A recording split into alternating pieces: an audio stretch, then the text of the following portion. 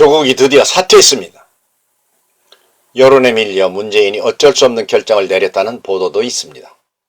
그동안 서울역과 광화문 청와대 앞에서 태극기 집회를 계속한 애국 국민들의 피나는 헌신 덕분이라고 생각합니다. 그런데 생각해 볼 여지는 많습니다. 왜냐하면 저들은 여러분 같은 보통의 대한민국 국민이 아니기 때문입니다. 지난달 문재인은 조국을 법무장관으로 임명하는 자리에서 이례적으로 조국 임명 배경에 대한 대국민 연설도 했는데, 개혁성이 강한 인사일수록 인사청문 과정에서 어려움을 겪고 있다. 본인이 책임져야 할 명백한 위법 행위가 확인되지 않았다고 말했습니다. 이렇게 조국에 대한 무한한 신뢰를 보내니 그동안 서초동에서 문재인을 지지하는 좌파 촛불들에 의한 조국 수호를 위한 데모가 토요일마다 열렸습니다.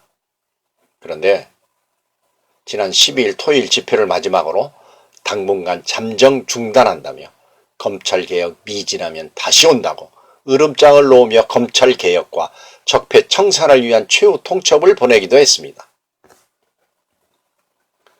마치 조국이 오늘 사퇴할 것을 미리 안 것처럼 서초동 촛불들이 잠정적으로 집회 중단을 하겠다고 한 것이 미묘한 추측을 자아내게 합니다.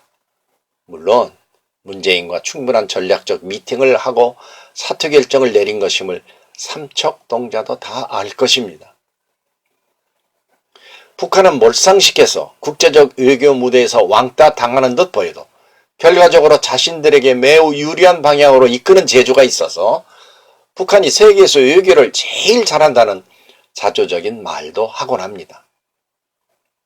이 나라는 지금 극심한 이념 전쟁 중이라는 것을 부인할 사람은 없을 것인데, 정권을 잡은 자들이 이념적으로 북한에 매우 편향되다 보니 북한을 많이 닮아 있어서 자유우파들에 비해 정치적 전술 전략이 매우 뛰어나 있는 것은 사실입니다.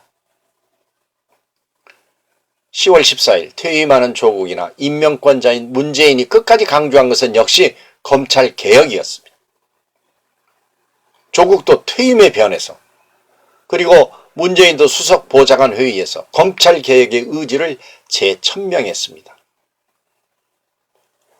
적폐청산 후 기체 아래 수많은 전 정권 인사들과 자유우파 인사들, 그리고 박 대통령에 대한 살인적 수사를 자행해 왔는데도 불구하고 지난 몇 달 동안 조국과 특히 조국 가족 등 주위에 있는 사람들이 엄청나게 핍박을 당하고 있는 것처럼 소위 약자 코스프레를 벌여왔습니다. 눈물을 흘리면서까지 감성적 접근을 통해 여론을 형성하는 것이 좌파들의 전형적인 수법인데, 여기에 국민들의 마음이 상당히 기울어졌을 것이라는 판단이 듭니다. 언제까지 핍박받는 약자 코스프레로 가는 게 유리할 것인가를 숙고한 끝에 D-Day로 오늘을 택이라고 일단 장관직을 사퇴하기로 한 것으로 보입니다. 서울역과 광화문 일대의 태극기 자유우파 세력들을 의식했을 것입니다. 그리고 청와대 발표와는 다르게 물론 문재인과 사전에 상의했을 것으로 추측이 갑니다. 전략적으로 장관직 사퇴를 했을 것이라는 말입니다. 분명 기회를 다시 볼 것입니다. 공산 사회주의자들에게 배운 대로 말입니다. 조국 일가와 주위에 있는 사람들이 당분간도 약자의 모습으로 언론에 조명될 공산이 큽니다. 국민들, 특히 촛불들의 감성을 더 자극할 필요가 있기 때문입니다. 조국이 사퇴하던 날, 조국의 사퇴로 조사받던 정경심이 조서 열람도 안 하고 일찍 귀가했다고 합니다. 일반 국민들도 조국에 대한 감정을 더 누그러뜨릴 수 있습니다. 당분간은 약자의 모습으로 나타날 겁니다. 그에게 혹시 수갑이 채워질지도 모릅니다. 조국 사태를 불쏘시개와 희생양으로 활용하여 촛불들을 더 결집시키고 조국과 그 일가들을 핍박받는 약자로 더 부상시켜가면서 검찰개혁의 당위성을 만들어가려고 할 것입니다. 어느 작가라는 사람은 가슴이 찢어질 것 같다, 윤석열도 물러가자고도 말하고 당장 서초동 집회를 더 많은 인원으로 열겠다고도 합니다. 그런데 문제는 조국의 대항마 윤석열의 진정성이 무엇인지 알 길이 없고 그의 마음이 언제 어떻게 변할지 모른다는 것입니다. 문재인은 지난번에 서초동과 광화문 집회를 갈등이 아니라고 하더니 10월 14일 수석보좌관 회의에서는 결과적으로 국민들 사이에 많은 갈등을 야기한 점에 대해 매우 송구스럽게 생각한다고 한 발 물러서는 모양새를 보였는데 이것은 국민을 기만하는 이중적 발언입니다. 그런데 갈등이 아니다라고 하든지 갈등이다라고 하든지 주장대로 문재인의 최종적인 목표는 검찰개혁에 있다는 것입니다. 일단은 갈등이 있든 없든 대한민국 국민이라면 검찰개혁을 원하고 있다는 프레임 속에 국민 전체를 가두는 기막힌 발상이 저들의 전술입니다.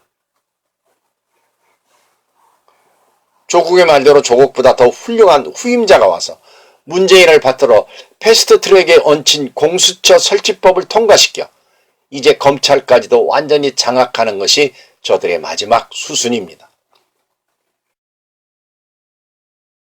조국은 공수처가 신설된 이후에 화려하게 부활할 것으로 예상이 됩니다.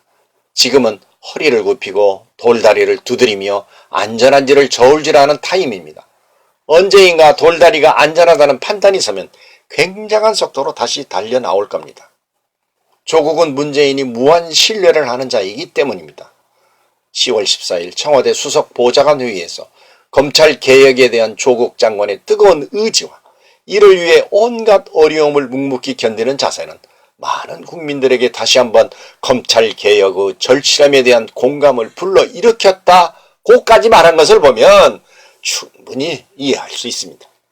또한 문재인은 10월 14일 수석보좌관 회의에서 계속하여 오늘 조국 법무부 장관이 발표한 검찰개혁 방안은 역대 정부 누구도 해내지 못했던 검찰개혁의 큰 발걸음을 떼는 일이라고까지 추켜 세웠는데 조국 퇴임 후 변해서 말한 대로 훌륭한 후임자가 나와 검찰개혁을 완수하면 조국은 화려하게 부활하여 문재인 옆에 서게 될 것이라고 봅니다.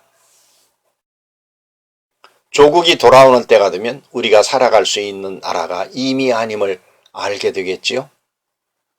그런 날이 오지 않기를 행동하며 기도해야 합니다. 고대생들 조국 사퇴 끝이 아니고 시작이라 말했다고 언론이 보도하고 있습니다. 맞습니다. 이제 시작입니다. 조국이 문제가 아님을 여러분들이 더 잘 아시지요? 하나님 아버지, 하나님의 정의와 공의가 이 땅에 세워지는 시작을 합니다. 끝까지 도우시어 대한민국을 살려주시옵소서.